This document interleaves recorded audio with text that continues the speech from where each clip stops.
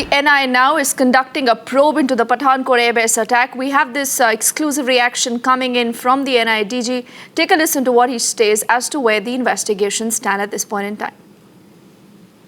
Now, NIA has officially taken over the Pathankot case and you've registered 3 FIRs. Can you give us more details about these FIRs? We registered 3 FIRs yesterday. The first pertains to the kidnapping of the SP. The second is regarding the killer of the taxi driver, and third is the terror attack on the Air Force station at Pathankot. Now, you've also formed a 20-member team. Yeah. The 20-member team is right now in Pathankot? It's camping in Pathankot since Saturday, and it's led by an IG, and they are in the process of starting investigation. Now, these terrorists basically are Pakistan terrorists. But do you really have any conclusive evidence which proves that these terrorists are Pakistan terrorists?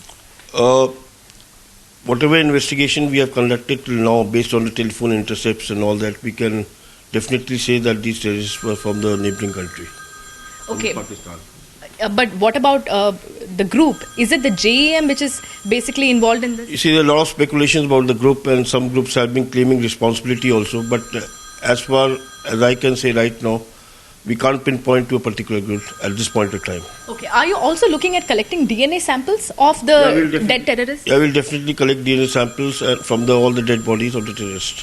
Why is this? I mean, why would you need the DNA samples to preserve it for the future? That is for the future thing and for getting identification and all that. Now, one of the terrorists, while during the intercepts, it was found that the terrorist was talking to his mother in Pakistan. So, are you also looking at collecting voice samples from Pakistan? We'll definitely do that during investigation. So, you will be collecting... We'll ask them to give us the voice samples once we identify these people. Now, this is going to be a huge investigation by the NIA. You have formed a very huge expert team. And are you also coordinating with the FSL? Is the FSL also a part of your team? Yes, CFSL team is already camping there. And we are doing investigation on the scientific tools we have involved during the investigation. We are also taking a lot of cooperation, and Punjab Police is also cooperating with us. Okay. Now, there is a lot of talk about the ISI's involvement in this entire case.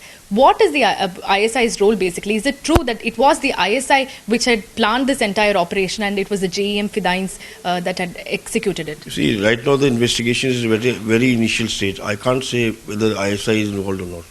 Let us see what happens.